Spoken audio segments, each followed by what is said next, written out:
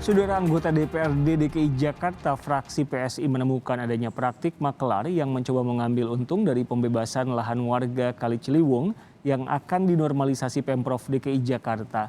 PSI meminta Pemprov DKI mengarahkan dan maksimal melayani warga agar mengurus dokumen lahannya sendiri. Anggota DPRD DKI Jakarta fraksi PSI Justin Untayana menemukan ada laporan warga yang didatangi pihak yang mengaku biro jasa. Biro jasa itu diduga mematok bayaran sebesar 25% dari hasil penjualan tanah warga dengan iming-iming proses pembebasan lahan lebih cepat. Anggota DPRD DKI Justin Untayana pun meminta Pemprov DKI Jakarta, dinas terkait hingga kelurahan agar mengarahkan dan melayani secara maksimal masyarakat yang akan mengurus pembebasan lahan secara mandiri. Laksanakan dari mulai Balai Kambang sampai dengan Kampung Melayu untuk normalisasi Ciliwung, ternyata warga sudah mulai didatangi oleh pihak-pihak yang mengatasnamakan dirinya sebagai biro-biro jasa.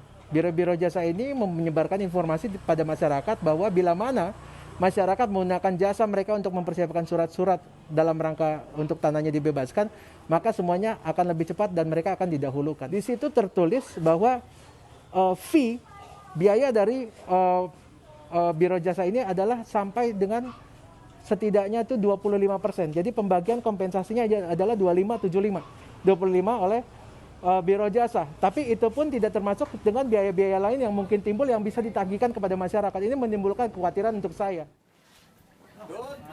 Ada keluarganya nggak? Anaknya gitu. Keluarga anaknya aja yang hadirin lihat.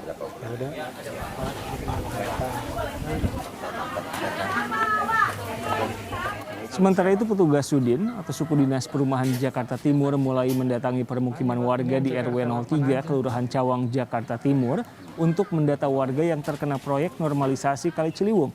Satu persatu rumah warga didatangi petugas untuk dimintai keterangan terkait bangunan tempat tinggalnya. Pengukuran lahan juga sedang dilakukan. Untuk wilayah ini ada 168 bangunan yang akan dibebaskan oleh Pemprov DKI Jakarta. Keluarga anaknya aja yang hadirin lihat.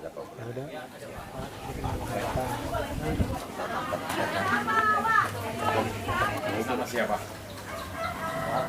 Di atas sana siapa yang cekannya? Dari trase normalisasi Ciliwung ada 6 RT.